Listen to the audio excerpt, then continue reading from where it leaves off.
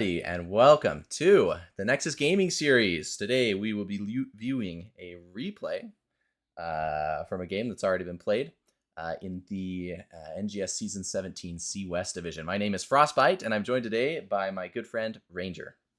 Hello, everyone. We're excited to show you this replay and really highlight some great play from both teams. So I've got the game details updated here. We'll go ahead and start the game here in just a couple minutes. But as you can see, today we are viewing the match between Blue Team, the U.S. Army Esports, versus the Red Team, which is played by Cosmos. The bans are listed up here on the screen for you to see, and the first map will be played on the Infernal Shrines, one of my personal favorite maps. It really is an exciting map, and I am excited to cast this game. All right, we'll go ahead and load up the game and get started.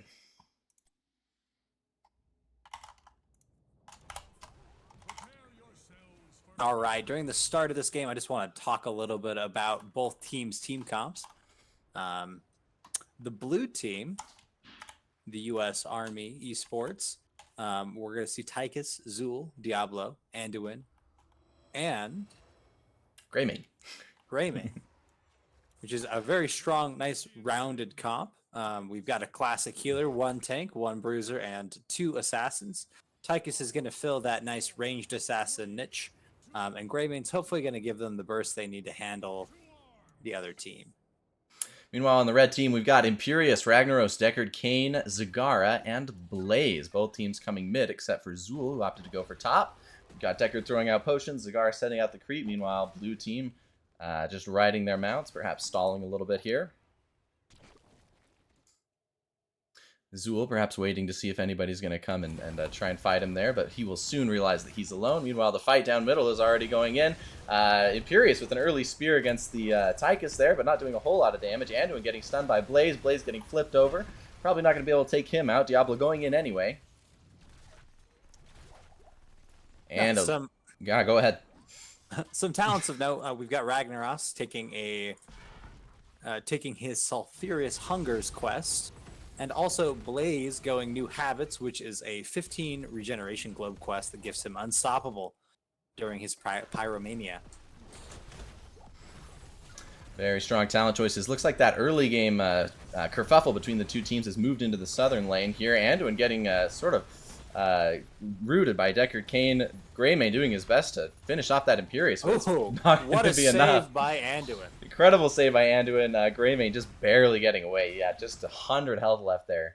And looks like that fight also reaches a conclusion. The team Cosmos is going to go for their camp. Meanwhile, team U.S. Army Esports opting to take the camp down south.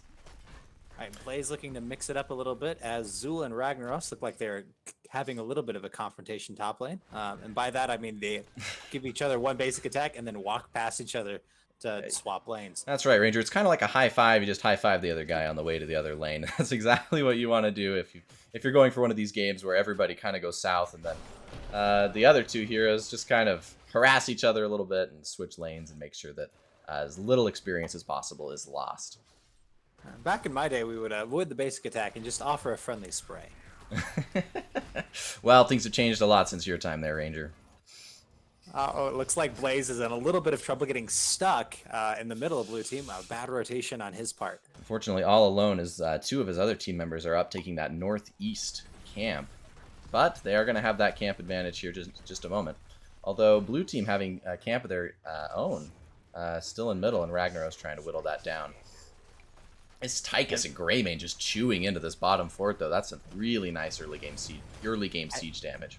Yeah, I feel almost bad for Imperius trying to man the fort totally alone down here at bottom. Not able to hold them back off that wall, and blue team will secure that wall for almost absolutely nothing.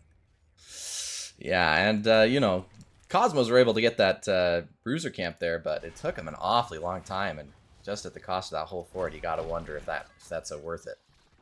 Yeah, for a play, especially losing Blaze in the process. Yeah, it was definitely a little bit of a misplay on Blaze. Hopefully they can come back a little bit on this shrine. Looks like a 4v4 down bottom. Excuse me. Diablo in a bad position, but he's pulled out by Anduin, only to go right back in and get killed.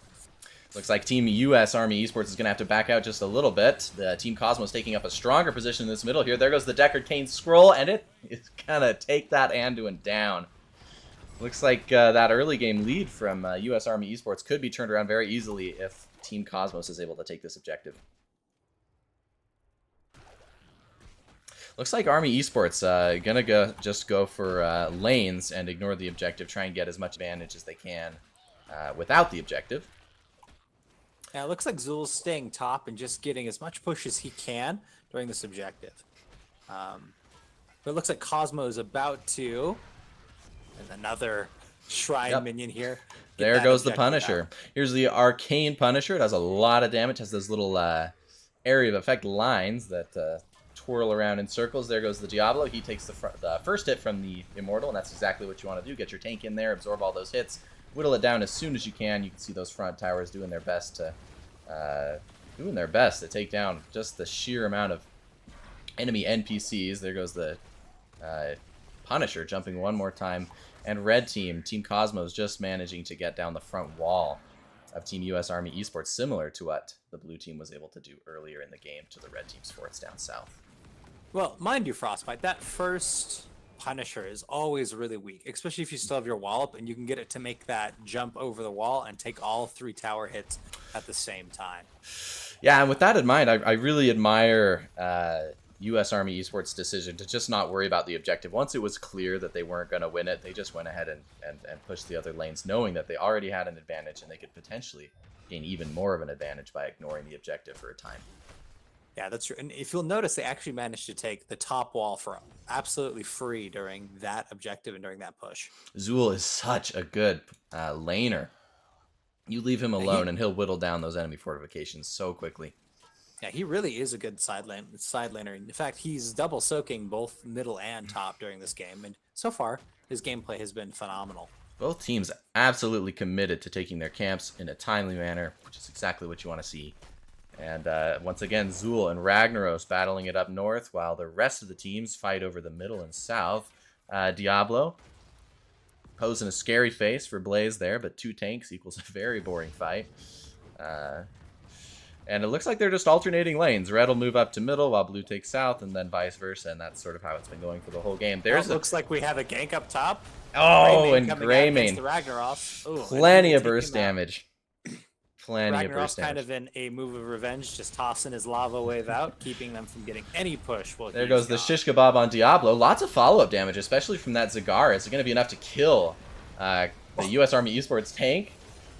No, and they turn it around, take out the Blaze. Diablo's still just fighting for his life, just hanging on by a thread, but eventually they do take their consolation prize. That's one. Cosmos really getting the most out of that Blaze bunker. It's always satisfying to see team members actually use the bunker. Here's the death count here. You can see it's looking like 2 kills to 4, with Team Cosmos has a 2-kill lead, but both teams still equal on forts. With a slight advantage, I think, to Cosmos due to having a couple of the walls broken down. Greymane in a bit of a pinch there. If he gets shish kebab by Imperius, that could spell trouble for him, but it looks like he gets away just fine. Zagara and Deckard are both taking the northeast camp as well. I don't think Team US Army Esports has any camps to take at this moment, so that might lead to a slight early advantage on this objective for Team Cosmos. Looks like Greymane and Anduin will be down at bottom during the start of this objective, and that should allow Cosmos to have a little bit of an advantage going into this shrine. There goes Diablo. You can see the danger ping there. Somebody knows that there's trouble, and here's the storm. It's brewing. Blaze getting hit by the root, but Imperius taking the brunt of the damage. There goes the Deckard root and the Stay a While and Listen. Oh my gosh, all 4! Well, I say there are 5, but that leaves Greymane entirely alone, but Zool... Greymane escaping with 100 health at the end of that fight. Both he and Zool taken by the... into it. Diablo activating his ult, goes totally unstoppable. That early game looked so favorable for Team Cosmos, but they are now down a hero. Diablo pushing that Imperius over the shoulder. There's going to be plenty of damage to take him out, and off he goes as well. But like I said earlier, Team Cosmos has this camp up north, so unless Team US Army Esports sends somebody up there, there's potentially some pretty good fort damage going down there. All right, looks like Zool will actually rotate top, keeping that fort damage to a minimum and allowing U.S. Army Esports to pick up the objective for very little fort damage. Ragnaros choosing to push bottom, similar to what similar to the strategy U.S. Army teams, excuse me, U.S. Army Esports employed earlier. Once you know that you're not going to get that objective, it's usually worth your time to just leave and accomplish something else. There goes the Punisher on the Blaze, going ahead and pummel him as best as he can, but Blaze, plenty of tankiness to last through that. Deckard Cain, plenty of potions in the back. There goes the Imperious stun, but he gets rooted by Anduin. Takes a lot of damage. Nobody's dead yet. We get the Tychus ult, turns into the Odin and the Punisher going into the back line. Ragnaros is turned into his Lavanus and manages to absorb quite a lot of damage there. I'm not sure they're going to be able to push down this fort, even with it being the second Punisher. All right, you'll notice though that they have kind of changed their objective just to stealing their camp in a move of a little bit of what I would call pettiness, but also strategic genius. Well, you can see that, you know, if Ragnaros isn't going to let you get the fort, at the very least you can get the camp. And the Greymane's also taking the bottom one. They're going to take the southwest one as well. Zool potentially going to get this one in a moment, but it looks like he's going to go soak that minion wave first. We've got maybe a fight brewing down bottom between two tanks. All right, looks like Blaze is one globe away. Actually, there he goes. He just got his quest for Unstoppable. And then we also have Ragnaros, who's got his Sulfurous Hungers quest, which increases damage on his Q. Both really good quests. Just like before, Ragnaros and Zool alternating lanes to make sure that neither team loses out on any experience or siege push. The fight on bottom's looking... It's heating up a little bit. Blaze doing his best to fight back against that Diablo. Tychus in a little bit of a bad position. There goes the Stay Wild and Listen. We've got Greymane still asleep, but woken up by a premature Baneling to the face, and that is going to be enough to allow him to pick up the Blaze kill. Although I suppose the credit technically goes to Diablo there. Team U.S. Army Esports boldly fighting inside the tower range, and it is absolutely worth it. Is their healer going to be able to keep up? I honestly think that won't be a problem at all. Anduin is such a strong healer. He really is. His ability to grab his allies out of danger, and not only that, do consistent healing, but also have a little bit of burst healing, just makes him very versatile. I think that we really see Cosmos here struggling with Deckard a little bit, because Deckard's healing can be so inconsistent. Team U.S. Army Esports managing to take out this bottom set of towers, which are defending the main fort fortification in the south. Blaze going in, managing to stun the Diablo. Looks like that was an attempt from Imperious to Shish Kebab. The other side. Here comes the lava wave. Is that going to be enough to take him down? Certainly a good amount of damage going in on the Diablo. Here's the stun, the follow-up. And the Lord of Hell goes down.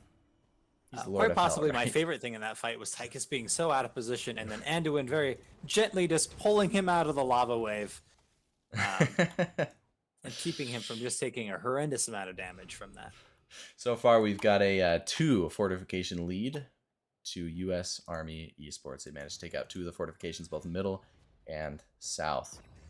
If you're just joining us, this is a best of 3 standard match between U.S. Army Esports and Cosmos. Nobody's won a game yet. This is the very first one.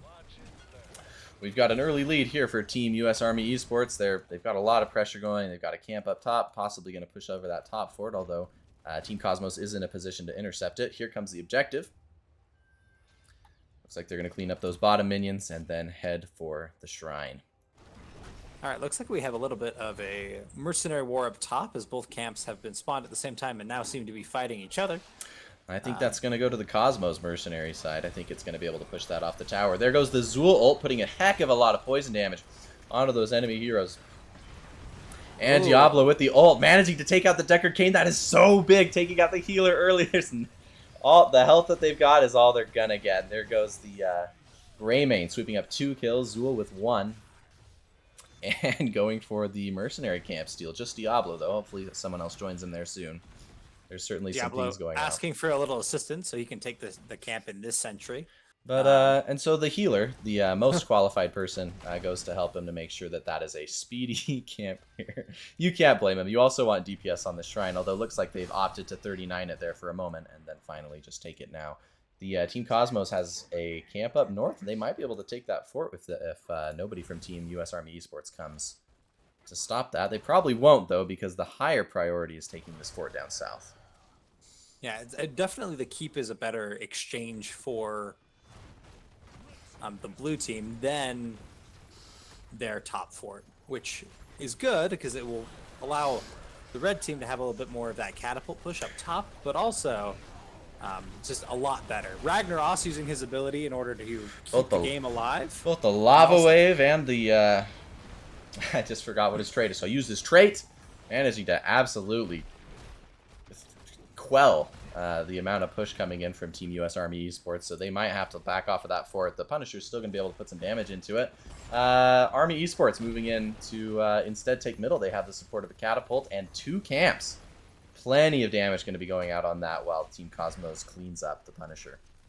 it looks like Zul's rotating top to deal with that camp before it can do any keep damage, allowing the red team Cosmos just to wipe out that middle section. But with them all tied up at middle, U.S. Army Esports manages to take the 3rd fort of the game, leaving the fort score at 5-3 and also a level 20 storm advantage. Also, for our viewers at home who don't know, Ragnaros' D ability is called Molten Core. Oh, thank you. Well, don't I feel silly? I've even played Ragnaros like 3 times. You would think I would have all of his ability names memorized. Let's be fair. I think the only ability name anyone has memorized from him is Lava Wave, and that's just because everyone can see the Lava Wave. I don't know. I think you could just as easily guess that it's called magma thrust. I mean, doesn't it just evoke? No, I'm sorry. No. I think everyone looks at that and says, "What is that? That's a wave of lava." Okay. All right, Team US Army Esports coming in to take out this bottom fort. There's a good amount of defense coming in.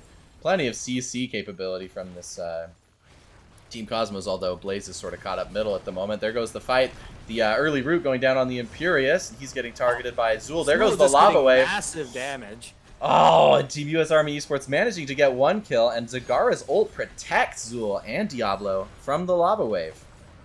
You gotta be grateful for that, but it did leave them out of position. There goes the Blaze bunker, but it's not gonna be enough. The poor Firebat.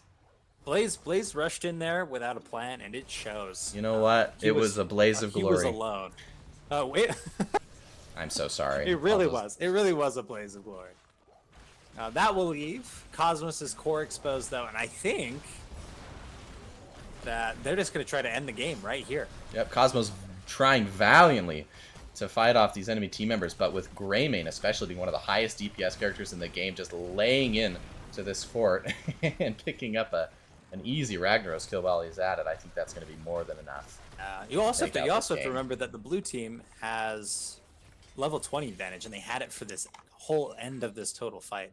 That really gave them that edge. Here's the match summary. The first of the best of 3 match goes to Team US Army Esports. And it looks like Team Cosmos never managed to get their level 20s, which made defending their core a nearly impossible prospect. All right, give us just a moment. We're going to go ahead and get the next game set up here. And while we do, Ranger here is going to sing you some campfire songs.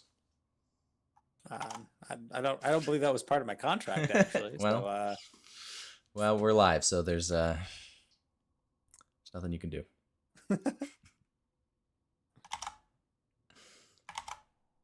All right. I just want to give a little background on our teams today instead of singing a campfire song. So it looks like U.S. Army Esports has had quite the season so far. I think this is their 9th game or their 8th game. And they have won approximately 5 of the games they have played so far. So really good showing by U.S. Army Esports. They've had several dominations, which is when they have won 2 of the best out of 3s. And so the other team has not had an opportunity to, have a game up or equal that tie. And so they've done quite a good job so far. This is, of course, Ranger and I's first cast for the NGS tournament series, so we're really excited to be a part of it, and we've been really impressed with how organized and well put together the whole system is. So grateful to be here, grateful to everybody watching. Yeah, and if you are in NGS and you would like us to cast one of your games live, please don't be a stranger and feel free to reach out to me or Frostbite. All right, we've got the game just about loaded up. I just need Ranger to join me in the lobby, and we'll get going. Here we go. So the next match is going to be on Towers of Doom, and unfortunately with these replays, we don't get to see any of the drafts. So I can only assume that it's a total battle of wits between these two teams as they ban other heroes and pick a composition that they think will be most advantageous to them. Yeah, I feel like one of the things about playing in a series like this is really getting to know your opponents, right? Not only can you see what they've played before, but you can really get in depth about who they're good at and what they're good at. And so it allows you to be really specific with a couple of your bans, which is something you don't normally get just in your regular Storm League game. I'm of the opinion that there's not enough bans. There needs to be more. Because you fight a really intimidating team, and there's and if they have a wide repertoire of heroes to fight against you, then there's really not a whole lot you can do, and all of your bans feel a little bit meaningless. You're sort of picking between the lesser of two evils in almost every case.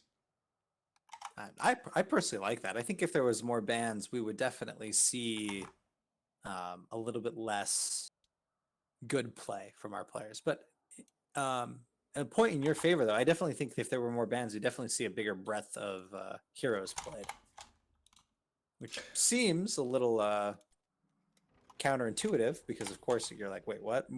More bans equals more heroes played, but that would just kind of force people to move, I think, a little bit more away from the meta.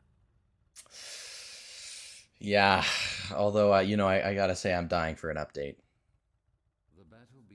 We will all keep praying that the Blizzard intern gives us another update. All right. 3, 2, 1. This is the second of the best of 3 matches played between these two teams. So far, we've had one victory for Team U.S. Army Esports. I'm actually going to go ahead and update the overlay there, but an early game fight there between Joanna and everyone else.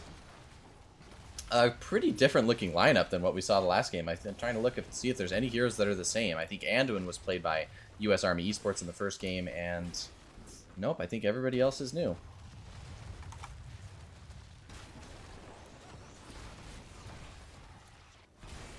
Great save by Anduin there on that Muradin, just allowing him to barely escape with about a little bit less than 300 health there. You see Team U.S. Army Esports, a very, very similar thing to the last game, where we've got both bruisers rotating between top and middle, and the rest of the teams opting to go south, although it looks like it's a 3v4 down here, so a slight advantage to Team Cosmos. Yeah, as you'll notice, there Kel'Thas actually took his globe quest, and so it's going to be very important for him to try to gather as many globes as possible this game. This may mean that he does a little bit more off-laning than we'd probably regularly expect to see on this map. Usually the key strategy is to have your offlaner double soak between top and middle, while everyone kind of does an ARAM style battle on the bottom. It looks like that's exactly what they're doing. Both teams probably fully aware that the other is on their camp, so now they both have the supports of their camp. If one of the teams could push that camp into the other's forts, they get a whole lot of siege damage. They're Muradin trying to get a little bit of damage on Joanna, but getting absolutely shut down at every turn. Although it looks like Vala was managed to be brought down to not a lot of health left. Brightwing just giving her a little hug, trying to keep her all healed up. Some quests of note, Vala is going Puncturing Arrow, and Chromie is going Deep Breathing. So what that does is that empowers her Dragon's Breath ability, which is that nice AoE circle. Oh, and an amazing skill shot from Chromie, managing to finish off that Joanna, a traditionally very hard to kill hero, with her E. And she's going to go home and take a victory lap.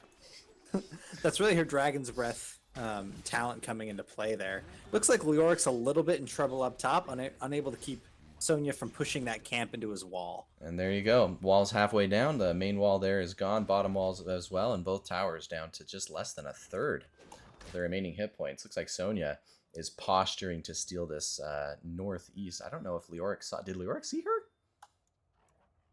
She wasn't being all that sneaky, but Leoric just walked past her as though she wasn't a concern. So I love that. Towers are up. We see most of the team are going to be... Most of the players are going to be fighting over this bottom one here. I'm sure Sonya's going to try and thwart. Yep, just right at the last second coming in to try and thwart that Leoric. Meanwhile, we've got a full fight brewing down bottom. Nobody managing to take it so far. Ooh, Chromie with a really amazing skill shot there, just picking that Vala up. Vala taking almost all 3 hits of Dragon's Breath. Silver Jackal with some amazing skill shots this game, although it looks like US Army Esports manages to take both of the top. Oh, I'm sorry, no, Cosmos. They got theirs and they got the middle one, which gives them a slight lead, even if they do have a slight siege disadvantage so far. Muradin just getting brought down very low, but pulled out to safety by Anduin there. Meanwhile, we've got a fight between Leoric and Sonya, and not much else to say there. We've got Team US Army Esports rotating down, maybe to sort of menace this Zagara a little bit. She's playing very cautiously, and she's got her creep to give her plenty of movement speed. Yeah, just a correction on there. It does look like US Army Esports was able to secure both top altars. Oh, see, when I saw... Okay, so what I must have seen was this one attacking. But yeah, so US Army Esports, slight lead. All right, looks like Sonya's in an excellent position to just gank this Chromie a little bit. And there we Manages go. to secure that kill. Brightwing coming in for the heal. US Army Esports totally aware of their priorities as the Chromie has managed to get 2 kills so far this game. So they go for her, and it looks like they're going for the camp steal, and I think they're going to be able to take it without any problems. Cosmos has to be a little bit better about protecting those camps. Mind you, that's a little hard to do when you're a player down, because US Army Esports really did a good job on getting that pick. What's really fascinating, though, is that they consistently have 2 players away from the bottom lane, US Army Esports does, and Team Cosmos is fighting a 4v3, but they're not really managing to push the advantage that hard. Well, if you really look at their team comp, you can see a lot of the problems. So on the bottom lane, we currently have Zagara, Chromie, and Anduin and Muradin. And Zagara and Chromie are both players who like to sit in the back. And they're unfortunately not able to get in there and really force the fight. Another amazing kill for Chromie. Using her early ult. I think she gets her ult at level 8. Which means, yeah, she has no problem pulling that Vala back in time and taking him out. Meanwhile, Anduin picking up the Joanna kill. There's nothing like those pesky time travelers to keep a game interesting. Muradin jumping in, just getting hit by the wall. Meanwhile, Sonya valiantly leading a push on the top wall. Leoric trying to come in to stop her, and it looks like they're going to skirmish a little bit as the main fight continues in bottom lane.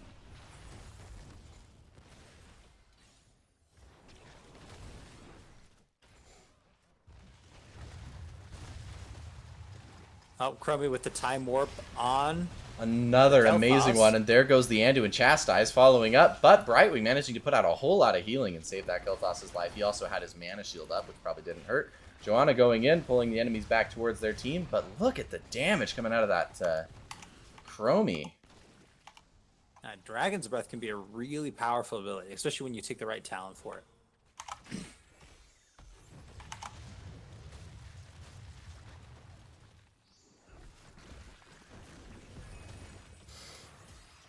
We have US Army Esports still with an advantage, although it's not a core advantage, it's just a siege advantage so far. Team Cosmos still absolutely in this fight, and boss is still untaken. And a fight brewing up. Looks like an attack against Joanna. Manages to get a whole lot of... I think that Kel'Thas got hit by every single one of Chromie's Dragon Breaths. I think he missed one in the beginning, but it was a very close thing for him. Team Cosmos will not let their camp get stolen again. They're going for it right away, and Chromie managing to put a little bit of pressure on that Vala there. I don't think they're going to have any chance of stealing that. But towers are coming up in 5 seconds. Are they going to be back in time? Sonya's really looking to make a play here. She's signaled that she's had her leap ready several times.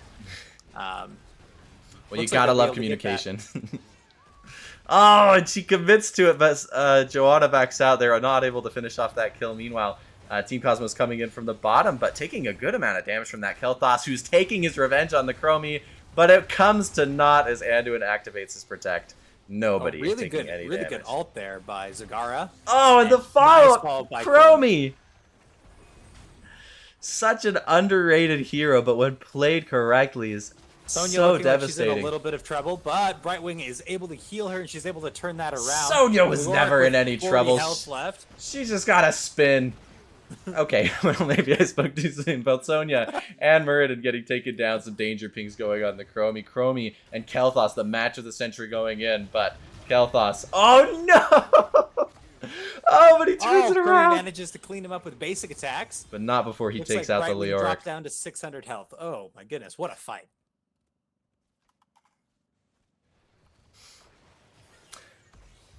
There goes the stop And with it the was- Brightwing Q.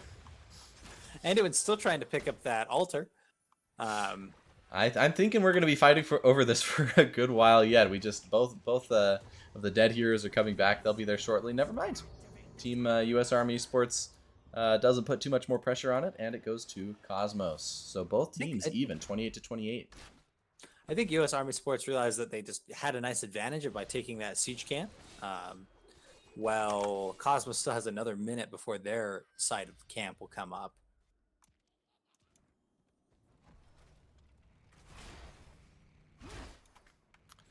Both teams just cleaning up lanes. Sonya taking the top camp. Leoric just trying to get a little push in on middle, even though that wall has barely been scratched. Oh, there it goes. That is such an amazing... I mean, you can say what you want about Chromie. Kel'Thas is playing equally well here. But there goes the the ult.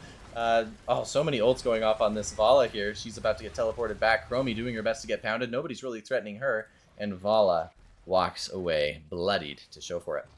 Yeah, Both in teams that just last fine. fight, we really saw an example of why Anduin's Protect is such an interesting spell. It's so easy to interrupt him.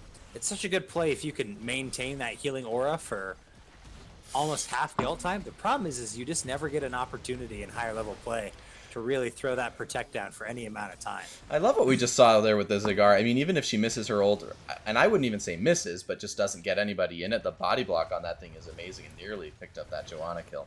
She's going to get healed back up to full there, though, by that Brightwing. Both teams looking like they're hungrily wanting this siege camp. You got to feel for these pumpkin guys. Like, everybody wants to kill them. You think your job is hard. Okay. Leoric a little bit out of position here. Luckily, he's able to move around really well. I just think his he E is walks one of the right back in. goofiest things. He just leaves his body behind and lets it get pummeled while his spirit runs away, and then he just teleports to it. And that unstoppable he gets is really the biggest pro of that E. Ah, it's amazing. There we go. We got the tanks fighting for each other. The follow-up from the DPS. Both tanks managing to get rooted, but Sonya going in from behind. Anduin tries to ult, but he gets interrupted right out of it. Joanna possibly going down to that Leoric, and yeah, she goes down. But it looks like it's a lead on this fight to Team U.S. Army Esports. They take the tower, and they're also looking to steal this camp. Yeah, if you'll notice too, Sonya was also able to successfully lead that siege camp right into their top tower, leaving it at a little bit below a 4th health. I love the consistency of these Bruiser players, never letting these experience globes go to waste. They high-five each other on the way to alternate lanes, and it's 15-15, so both of them clearly doing a good job. You can see the amount of experience being contributed by each of the players, and it's definitely highest there for both Leoric and Sonya, who are roving the map, making sure that no disadvantage falls.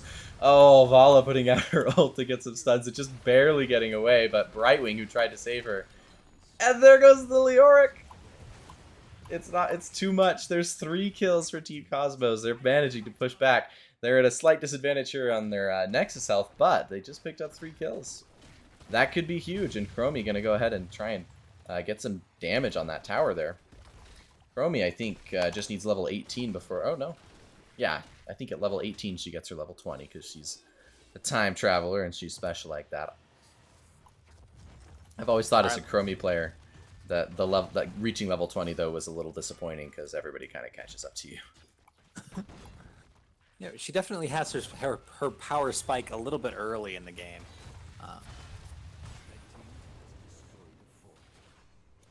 Looks like Team Cosmos will get the first tower kill of the game, and Leoric will try to keep that top camp from being captured by...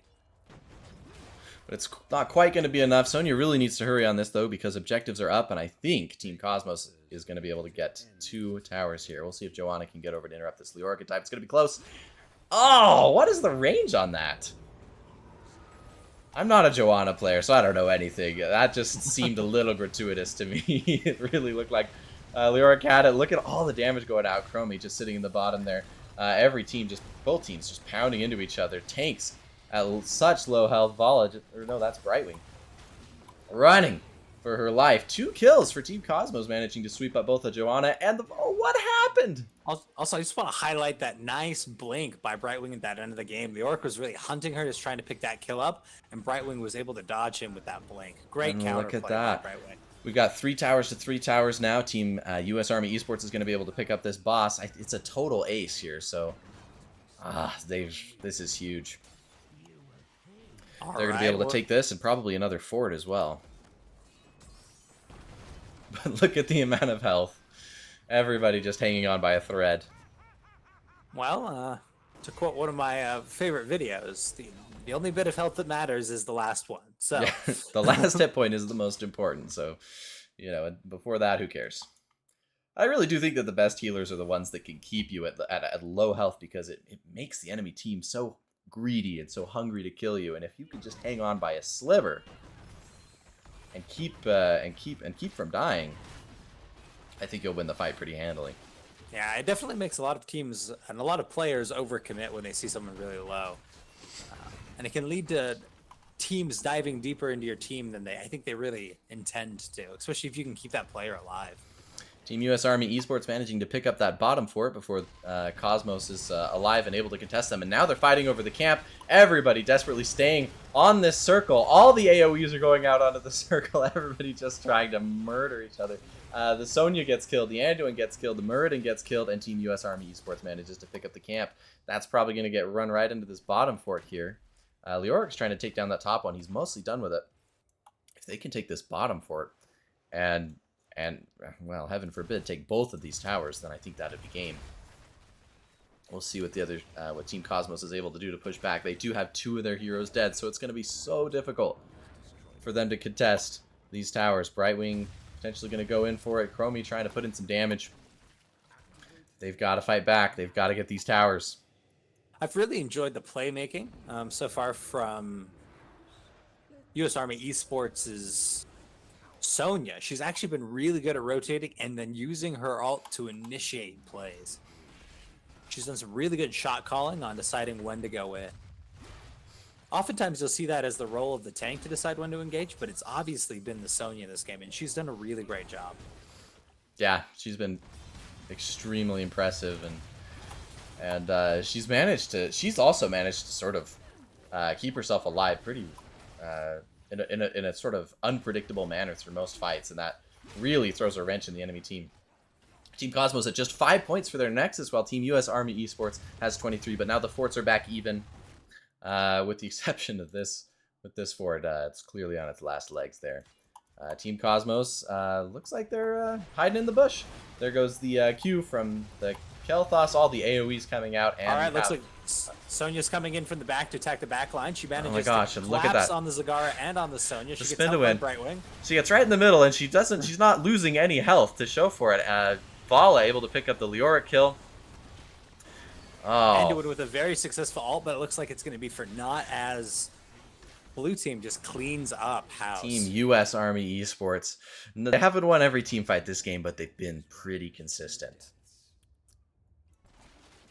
I think their worst loss was that 3-player kill that Team Cosmos managed to get on them earlier. But there we go. There's one. Actually, it looks like we could get potentially another couple hits on the core from this mercenary camp down bottom. Meanwhile, U.S. Army Esports trying to go for this middle fort, and Anduin is the only one left to defend it. He doesn't have enough damage to fight these guys off, especially this Joanna. She could basically do whatever she wants, and here comes the Kel'Thas. Oh, it looks like they're going to get 2 cannon minions, actually, to affect the core. It's over. Meaning that it's over. It is over. That's a GG. An extremely well-played game from 2 extremely competent teams. It's been really fun watching. Yeah, what would you say was your favorite play between the two games there, Frostbite? Oh, don't do that to me. Uh, what was the best? I think Zagara managing to pull four. Well, but it didn't even work. It was cool, but it didn't work. No, I got to go with that. I think Zagara getting four of the enemy team members, and then the follow up from Chromie on that particular team fight was just incredible. It did. I don't think it led, if I remember right, it didn't lead to a win for Cosmos, but uh, I was still impressed. What about I you? feel like I feel like Cosmos almost had that coordination they needed. They were just a little bit behind on some of their shot calling. Like there were a couple times where a couple of their players were just a couple frames away from being exactly where they needed to be, and I think that really affected kind of the outcome of their game. For me, I think that probably my favorite one was that one in the middle of the game where Chromie snapped back Kel'Thas and then just murdered Oh him. my gosh. And she did that so consistently all throughout the beginning, especially the beginning half of the game. She got her ult early at level 8.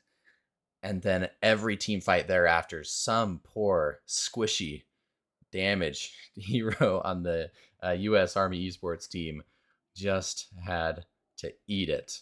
Brightwing must have been sweating, but she also did very, very well keeping their Oh, team alive. Brightwing did a really good job, especially about helping like their diving Sonya out of a lot of pinches. There are a lot of times that Cosmos is about to turn the tables on Sonya, only to have Brightwing come in, provide that healing, provide that extra spell armor, and just make Sonya just that much harder to kill. Well, I think we could agree. Two very, very talented teams. This was a best of three match, so U.S. Army Esports, having won two of them, are the winner in this particular lineup. Thank you again to Nexus Gaming Series for allowing us to come in and cast this game. This, again, was a replay. And congratulations to Team U.S. Army Esports for two games. Very well played. This cast will be available on YouTube. We're still working out how to get everything uploaded to NGS as well, but we'll make sure that we get that all there. So, thank you so much for joining us again. I'm Frostbite, Yeah, and I'm and Ranger, and it's been a pleasure. Also, feel free to give us a follow, a like, or subscribe. We're hoping to cast more games like this in the future. And if you'd like to see your team, whether you've got a live game casted or you want to send us a replay, feel free to message